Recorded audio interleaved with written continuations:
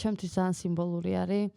ამის მოყოლა აუცილებლად გვინდა ამ პირველივე ეპიზოდში. ძალიან სიმბოლური არის, რომ ჩემი და ნინიკოს შეხვედრა, ჩვენი შეხვედრა არის სრულიად ამ რაღაცნაირი დაკავშირება არის დევნილობასთან დაკავშირებული რა სრულად, იმიტომ რომ ნინიკო არის სტენდაპ კომიკოსი, ვინმე თუ არ იცით, მოგეკეთყვით ახლა. და მე შარშან წინ 2023 წელს დავიწყე კომიკოსობა. რაღაც აქტივისტური მიზნებისთვის უფრო ამ რაღაც იარაღის გამოყენება. კი ბატონო.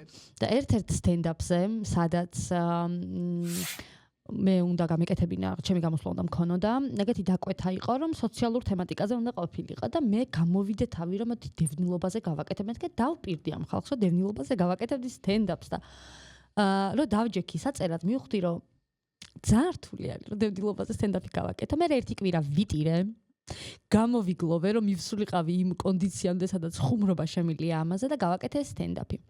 ხოდა აქამდე ამ პერიოდში რაც ამ სტენდაპ კულტურაში ფეხი შემოვდგი, სულ მესმოდა, რომ ნინიკო ეხლა ლონდონშია, ნინიკო სტენდაპერი, ყველაზე მაგარი ქართველი სტენდაპერი თუ რაღაც და მეთქი ვინ არის ეს ნინიკო გამა.